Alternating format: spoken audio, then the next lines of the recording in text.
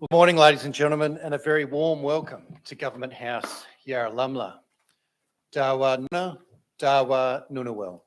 I acknowledge the traditional owners of the land on which we meet, the Nunawel people, and pay my respects to their elders, past and present, and Aboriginal and Torres Strait Islanders gathered here with us this morning. We also note for Aboriginal and Torres Strait Islander guests and those who may be viewing online that they are advised that this ceremony contains the names of First Nations people who have passed. My name is Paul Singer and I'm the Governor-General's Official Secretary. And as this badge signifies with its cross quills, I'm also the Secretary for the Order of Australia, whose council makes recommendations to the Governor-General, who is the Chancellor and the Principal Companion of the Order. And I'm also the Secretary of the Australian Bravery Decorations Council, the body which makes recommendations to the Governor-General for bravery awards. Before we start the ceremony this morning, I'd like to acknowledge among our distinguished guests Major General Richard Vagg, representing the Chief of Army, Air Marshal Robert Chipman, Chief of Air Force, Ms Shelley Rays, Chair, Council of the Order of Australia Association. And Shelley, I'd just like to acknowledge the important work that you and the Council do in researching and considering thousands of nominations each year and the thoughtful recommendations that you provide the Governor-General. Commissioner Alex Barrell, representing the Commissioner, Chief Executive Officer, Marine Rescue New South Wales, Ms Helen Wilson, representing the Commissioner of the Australian Public Service, and Mr Andrew Phelan, representing the National President of the Order of Australia Association. Welcome all. The Australian Honours and Awards system provides a wonderful mechanism through which we as a nation can recognise and celebrate ordinary people who do extraordinary things. Since its inception in 1975, almost 400,000 people have been recognised for their meritorious, bravery, military or national service. And the Order of Australia is the principal means of recognising outstanding service, and it's important to note that nomination comes from all areas of the community. Anyone can nominate. Today is a special day, not only for the recipients, but also for their friends, their families and their community. It's a day when we celebrate a diverse range of impressive achievements and service. My colleagues and I here at Government House are privileged to play a small part in the recognition of that service and achievement, and we look forward to making this morning a day that you'll recall with pride for a long time to come. Shortly, I'll invite you to stand for the arrival of Her Excellencies the Governor-General and Mrs Hurley, and then please remain standing and join in the singing of the first verse of the Australian National Anthem. The investiture will then begin and proceed in the order listed in your programs. After I read their names and citations, the recipients will enter from the doorway on my right, and after they've been invested by the Governor-General, they'll return via the central aisle to take up their seats at the back of the room. And it's at this point you might like to show your appreciation with a short applause.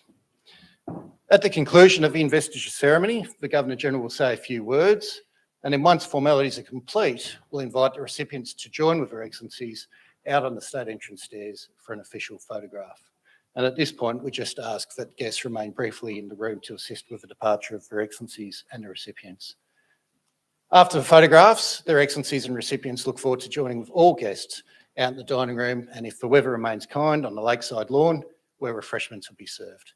So, ladies and gentlemen, please relax and enjoy this very special occasion.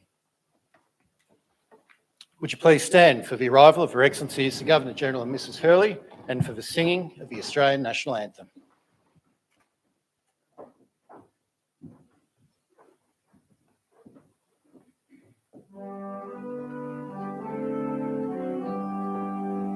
Australians, all let us rejoice, for we are one and free.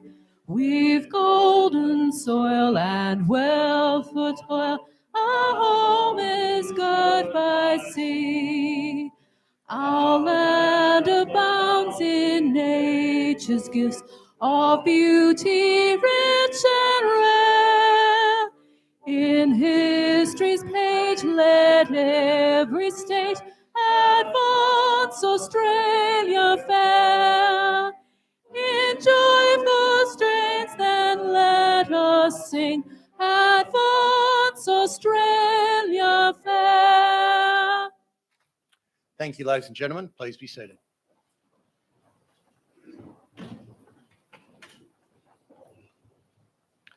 Good morning and warm welcome again to Yarralumla, Linda and I and the staff at Government House here. Absolutely delighted to be with you today in what is really a celebration for the country. Today we're going to acknowledge the contributions of our recipients to Australia. We're going to also acknowledge the families. I'll say a few words about that in a moment. And celebrate people who have demonstrated a real richness of spirit in their contribution to our country. Could I begin though also by acknowledging that Yarralumla sits on the land of the Ngunnawal people. If you're a Canberran, you'll know this beautiful part of the country, Namadgi down south, the Brindabellas to our west, the Murrumbidgee, the Molongo wrapping themselves around this region, and we thank the Ngunnawal people for looking after it for us for generation after generation. Pay respects to elders past and present, and we're particularly mindful today of our responsibility to the younger generation who are critical to the future of this country. Again, warm welcome. This is a significant occasion. There's a bit of pomp and circumstance about the day. The military, as I see again, are all dressed in their finery. We're all here to celebrate. But please, although it is a very special day on the national calendar, relax, breathe, and applaud at the appropriate time. This is a day of celebration. Paul has mentioned that our honours and awards system was introduced in 1975, and it was to do so to replace the imperial award system that we used to operate in Australia. Our system, I think, has perhaps one unique, but certainly a very important characteristic to it that I think that separates it from many around the globe. And that is it's a bottom-up system. So what do I mean by that?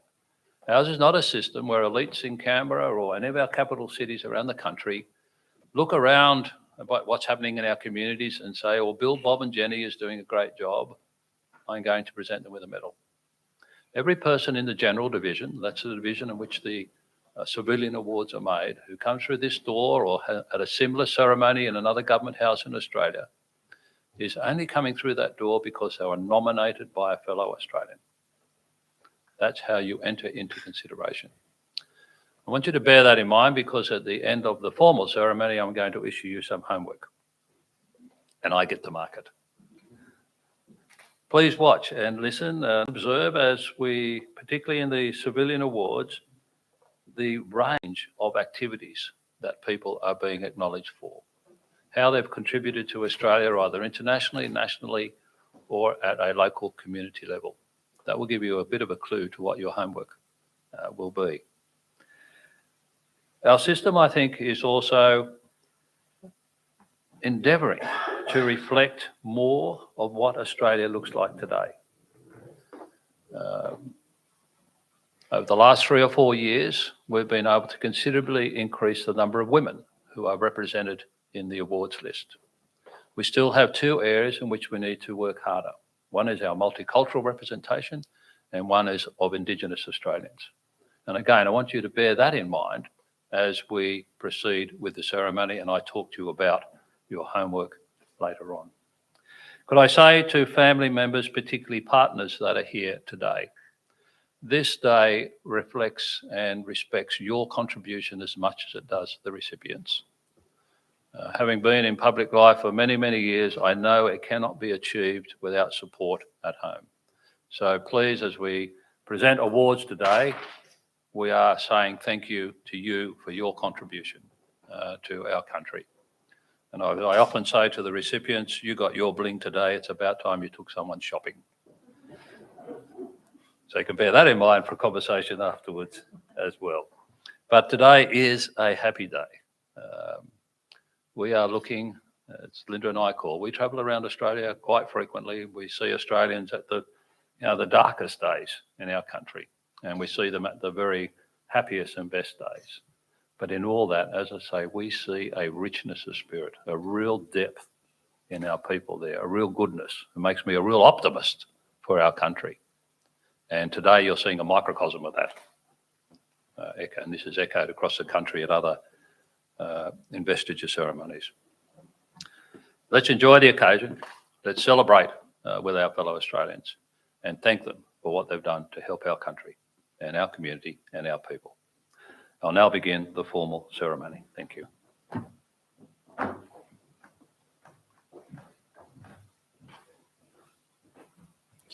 Thank you, Your Excellency. Your Excellency, to be presented with the insignia of his appointment as a companion in the General Division, His Excellency the Honourable Christopher Dawson, for eminent service to public administration through law enforcement roles to reconciliation and as the 34th Governor appointed in Western Australia. His Excellency is highly regarded for his invaluable service to the people of Western Australia, particularly to the administration of law enforcement.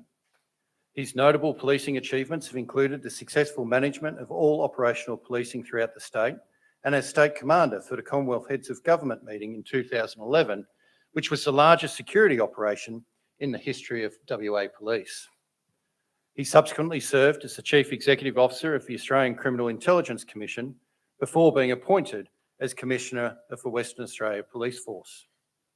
In 2018, he made an historic apology to the state's First Nations people and was key to the development of a Reconciliation Action Plan developed in consultation with Reconciliation WA and the broader community.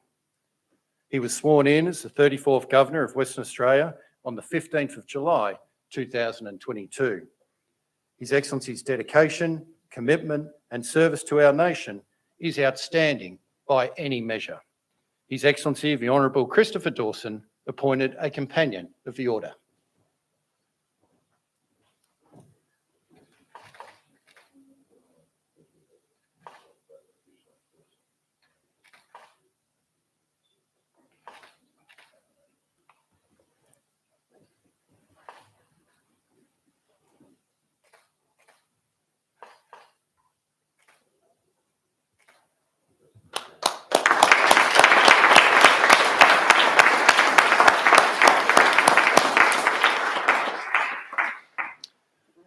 Appointed a Companion in the General Division, Emeritus Professor Peter Hannaford, for eminent service to science, particularly to experimental physics, and as an academic and researcher to professional institutions and as a role model for young scientists.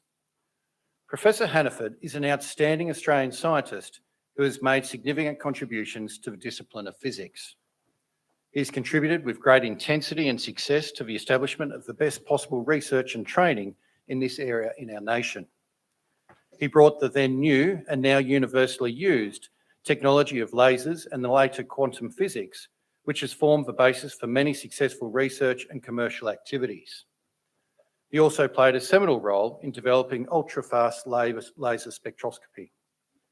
Throughout his career, he has trained and mentored many up-and-coming researchers and was also very active in the Australian Academy of Science to create the best possible international links and collaborations. Professor Hannaford's efforts have placed Australian scientific research at the forefront of our international achievements. Emeritus Professor Peter Hannaford appointed a Companion of the Order.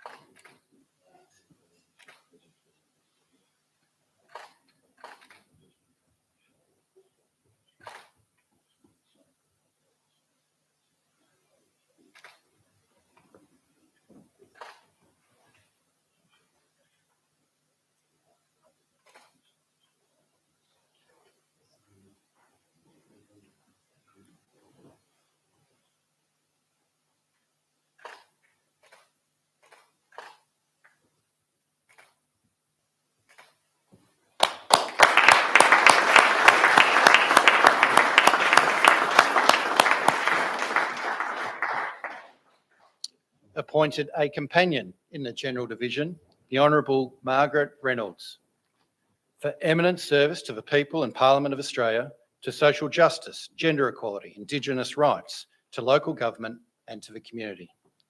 Ms Reynolds has been a compelling advocate for gender equality and a champion of human rights throughout her career.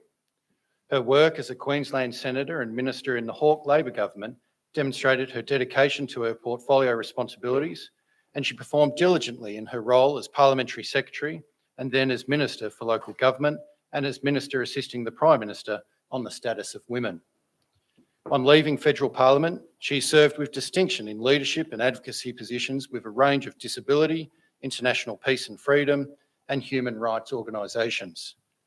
Her commitment to provide a voice for vulnerable people has resulted in significant improvements for the lives of those with special needs, First Nations people, women and refugees. Ms Reynolds embodies inclusion, diversity and social justice, and her achievements are most deserving of the nation's highest honour. The Honourable Margaret Reynolds appointed a Companion of the Order.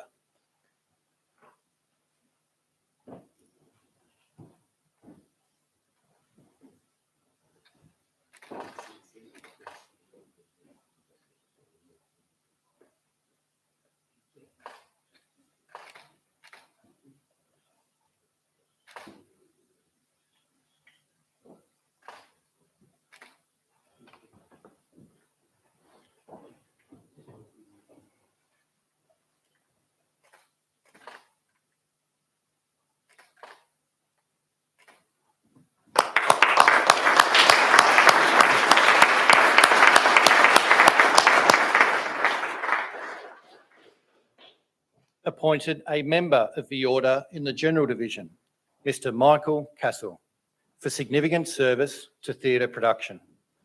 Mr Castle can be considered a leader of theatre production and live entertainment in Australia. He's worked professionally in theatre nationally and internationally for many years, paving the way for local talent and theatre practitioners. He's also initiated fundraising events for Beyond Blue, donating his skill, theatres, production staff and technical production to deliver those concerts. Recently, he created a major fundraising drive for the Australian Bushfire Appeal and has provided financial support to organisations including the National Institute of Dramatic Art, Live Performance Australia and the Australian Chamber Orchestra. Mr Castle has connected local audiences with the global theatrical industry, provided professional opportunities for Australian artists to be employed and positioned the arts as a key tourism drawcard. Mr Michael Castle appointed a Member of the Order.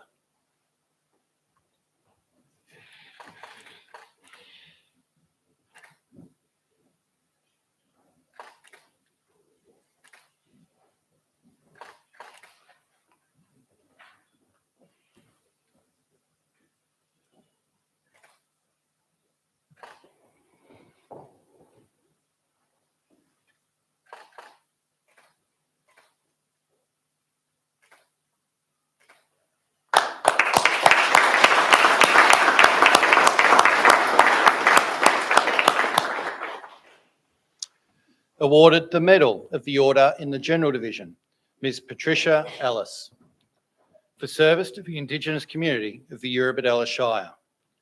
Ms Ellis is a proud Brinja and Wulbunja woman who is admired and respected for her traditional knowledge, advocacy for Indigenous people and wise counsel. For over 30 years, she has provided valuable cross-cultural perspectives of First Nations people of Moruya and Batemans Bay through a range of roles.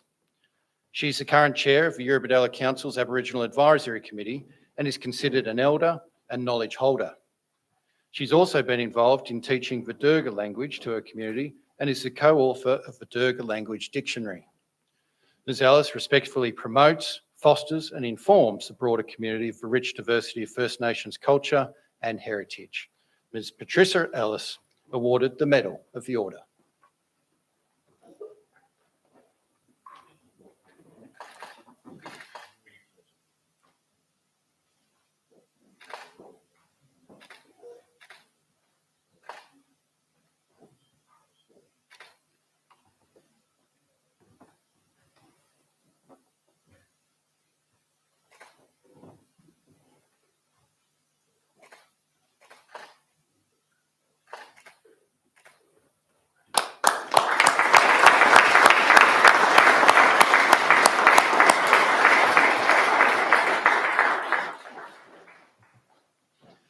Awarded the Medal of the Order in the General Division, Mr Andrew Kendall, for service to the community through a range of organisations. Mr Kendall has displayed strong dedication and service to the community, to education, to the Defence Force, emergency services and to sport over many years.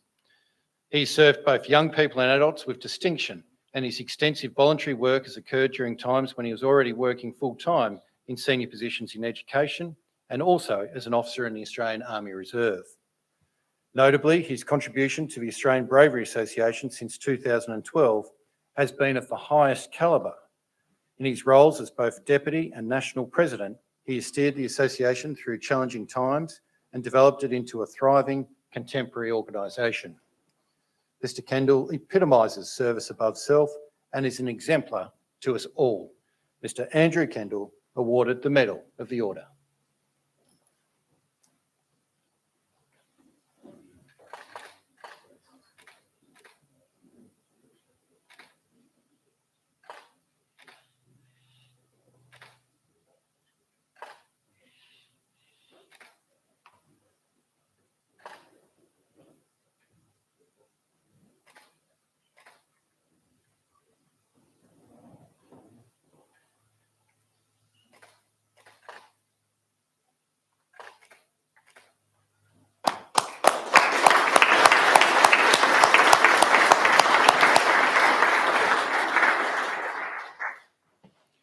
Awarded the Medal of the Order in the General Division, the late Miss Connie Colleen, to be accepted by her son, Mr. Owen Cameron, for service to the community of Queanbeyan. Miss Connie Colleen was a larger-than-life figure in the Queanbeyan area, known and cherished by many as a talented artist and advocate for the city, its people, and its heritage. She served as an artist in residence at George Forbes Nursing Home for the Aged, was commissioned for numerous pieces of artwork, and taught sculpture at the ANU School of Art. Her art graces Ruston House Art Centre, one of Queanbeyan's first hospitals that she helped save from demolition, and she was instrumental in the formation of the local Centenary of Federation Committee. Ms. Connie Colleen was also passionate about her own First Nations art and culture and taught Indigenous art history to students at Queanbeyan TAFE. She was truly a remarkable member of our community. Mr. Owen Cameron accepts the award of the Medal of the Order on behalf of his late mother, Miss Connie Colleen.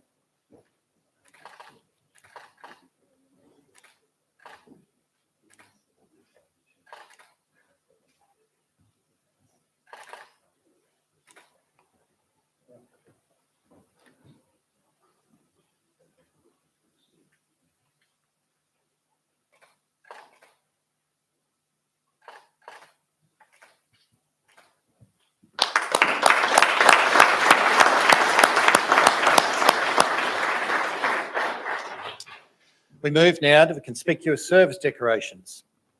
Awarded the Conspicuous Service Cross, Major General Cheryl Pearce, for outstanding achievement as the Force Commander, United Nations Peacekeeping Force in Cyprus from 2019 to 2021. Major General Pearce commanded a multinational force comprising over 800 peacekeepers as a part of the United Nations peacekeeping mission to Cyprus. As the Force Commander of the military component, she led initiatives to promote goodwill and cooperation between Cypriot and Turkish forces and the United Nations. Her commitment to community understanding improved trust in the mission's efforts across Cyprus. Such initiatives also garnered strong support from political organisations and the wider diplomatic community. Her span of influence encompassed the tactical to senior strategic environs, which she spoke about in depth in her presentation to the United Nations Security Council in 2019. Major General Pearce significantly enhanced the Australian Defence Force's reputation with multinational forces, the United Nations, and the people of Cyprus. Major General Cheryl Pearce awarded the Conspicuous Service Cross.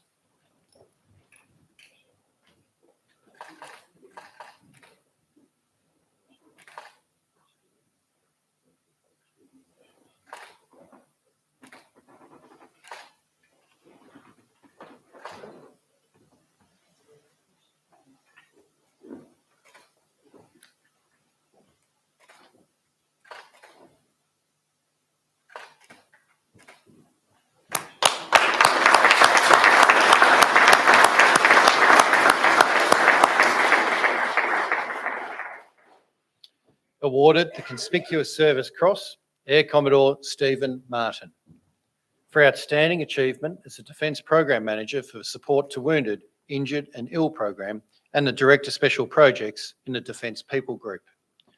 Air Commodore Martin has been responsible for multiple cross-government initiatives that have greatly improved support and services to Australia's veteran community. He is committed to ensuring current and serving members, veterans and their families receive the assistance they require during and after their transition from service to civilian life. He's been the driving force in adopting a systems approach that enhances information exchange with the Department of Veterans Affairs and the Commonwealth Superannuation Corporation. More recently, he's been key to initiatives that will significantly change the way information is exchanged with the Department of Veterans Affairs, and this will result in faster resolution of claims and improve the lifetime wellbeing of many veterans and their families. Air Commodore Martin's achievements are in keeping with the finest values and traditions of the Australian Defence Force. Air Commodore Stephen Martin awarded the Conspicuous Service Cross.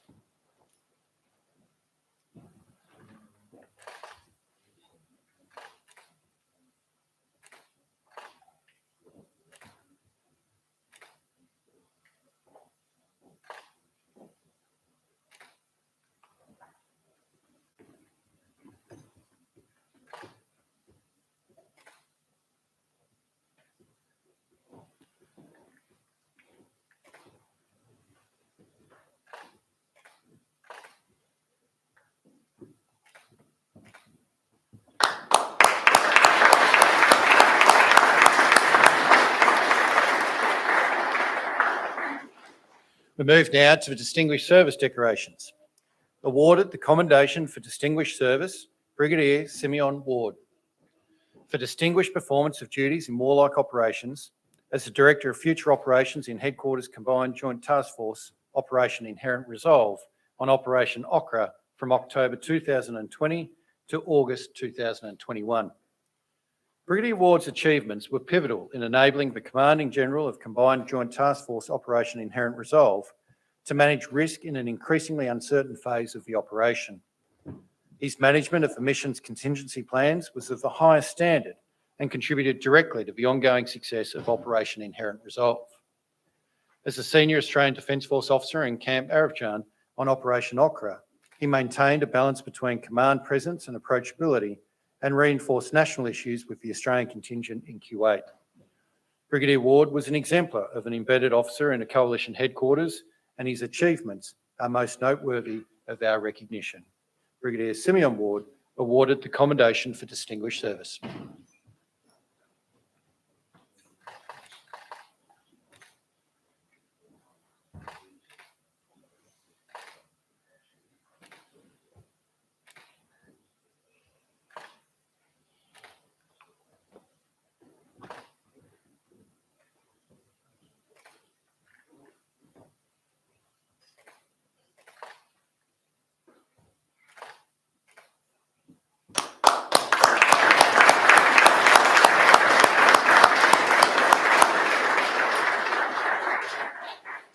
We move now to the Meritorious Service Awards. Awarded the Public Service Medal, Miss Deborah Effie Miyadis, for outstanding public service to public education in leading significant education system policy and reform for the ACT. Miss Effie Miyadis has had a distinguished career over 24 years in the public education across the Northern Territory, the Australian Capital Territory, as well as the Commonwealth level.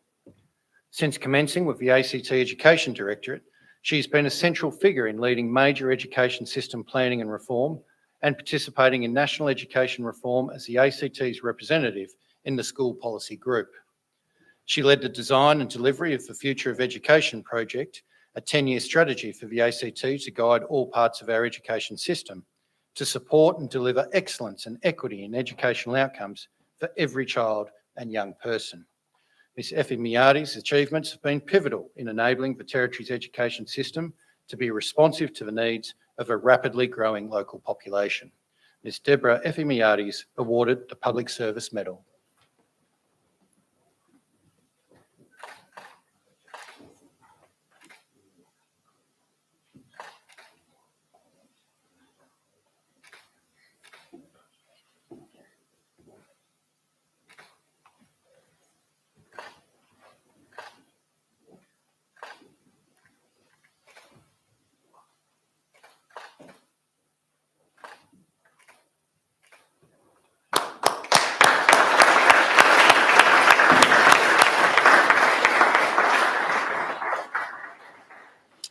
Awarded the Public Service Medal, Mr. James McTavish, for outstanding public service to cross-border communities and communities facing critical water supply issues.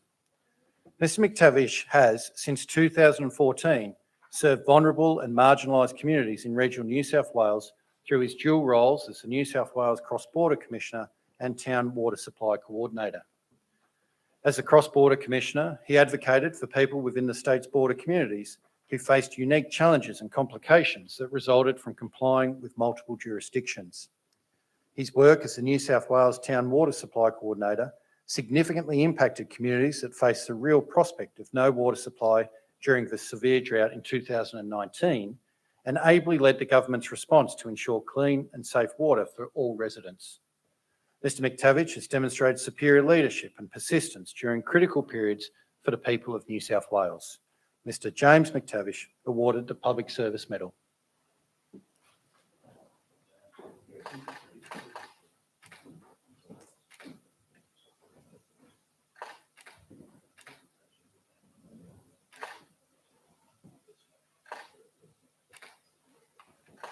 I should just say that James and I go back 30 years. James was a lieutenant of mine when we went to Somalia in 1992, 93. So great personal life to be able to award you with that. Thank you.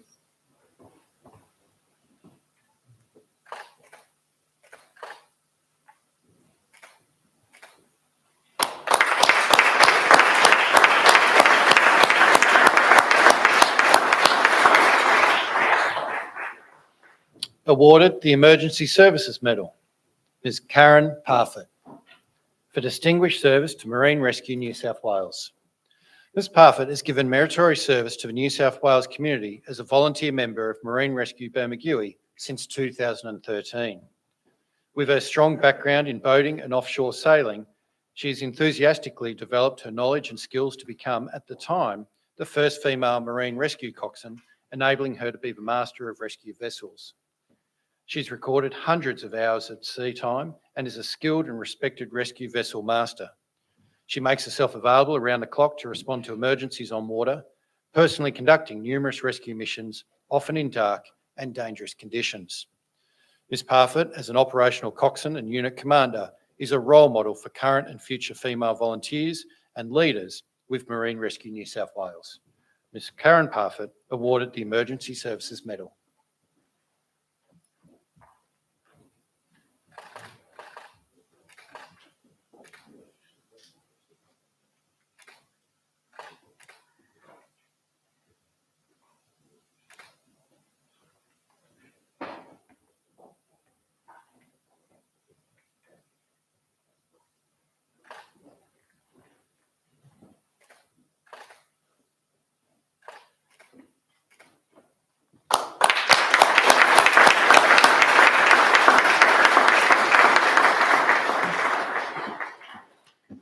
Your Excellency, ladies and gentlemen, that concludes the presentations. We've acknowledged each of our recipients individually. I think it'd be appropriate now to acknowledge them as a group. Congratulations to you all.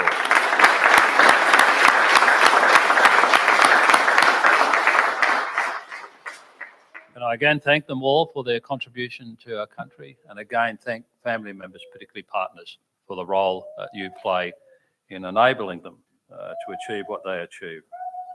Can I go now to my homework, or my homework project? Someone's objecting over here.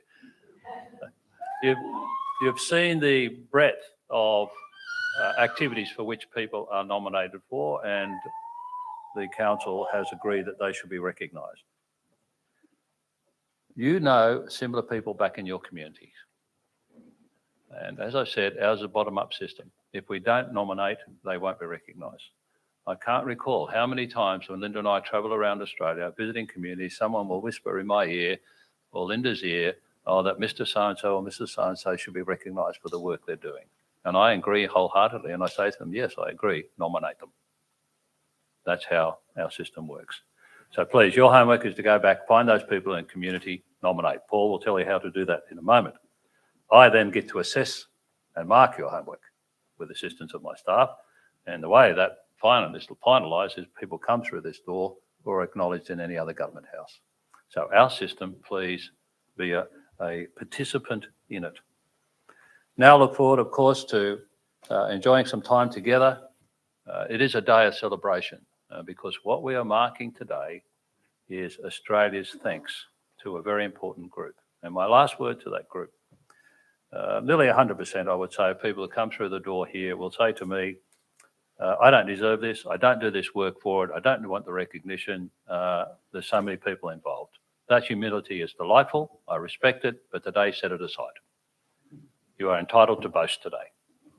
Don't brag, but boast, because Australia has said thank you, and it wants to recognise your achievements. So congratulations all, and I will catch up with you in a few moments. Thank you.